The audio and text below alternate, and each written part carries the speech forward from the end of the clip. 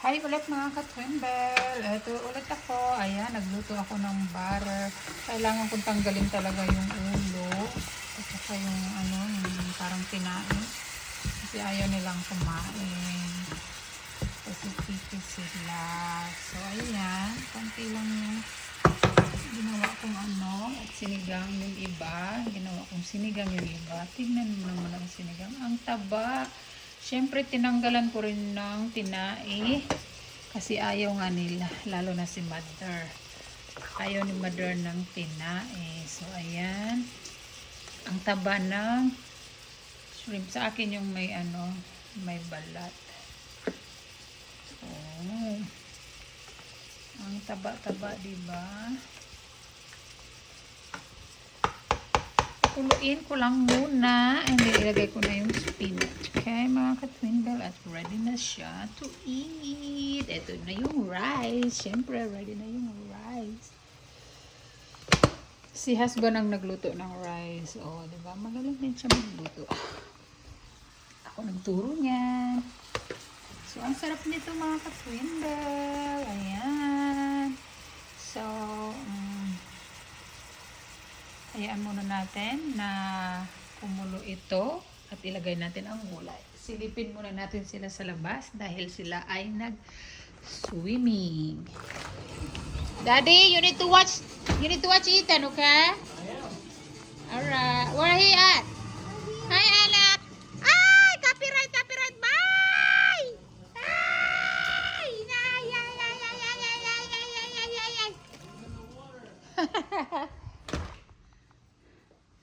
So, ayan. Amoy shrimp ang bahay. Ayaw niya. Si Ethan maarte. Ayaw niya ng amoy.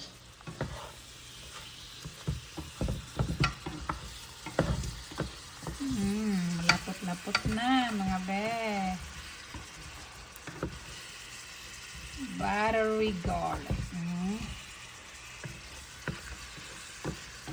Yan. Patuyuin lang muna natin ng konti.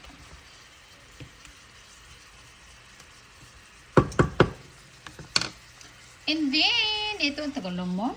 Tagal naman kumulo. Eh, malapit ng kumulo. Sige, sarado muna natin. So, ayan mga ka-Twinbell. Short update lang tayo. Mama! Mama! The food is ready soon!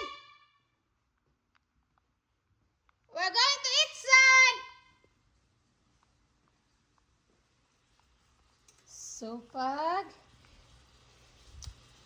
malapit na siyang kumulo is ilagay na natin ang spinach. Pwede naman itong ilagay na natin ang spinach. Nagutom na. Wala kasi akong kangkong. So, spinach lang ang ilalagay ko. Ayan.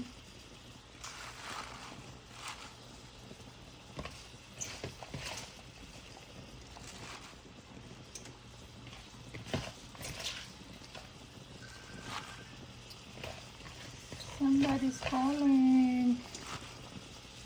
Wala, busy si husband. Nagbabantay kay Ethan, naliligo.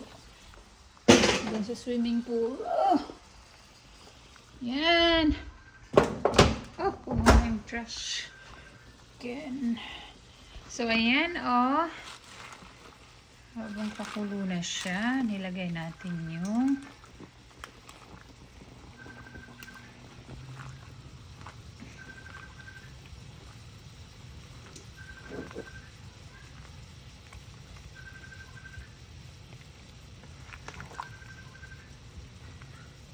wow. Oh, besh.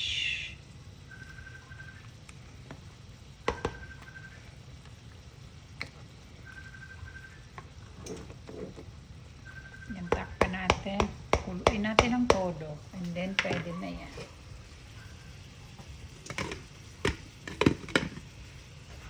Ito, paanohin natin ng konti. Tuyuin natin ng konti. And then, pwede na ulit yan. Alright. Meron akong kamote. So, yan lang muna mga ka-Twinbell. Ang update natin. So, bye-bye muna. Kami kakain soon. Bye. Have a good evening. Thank you everyone. Bye.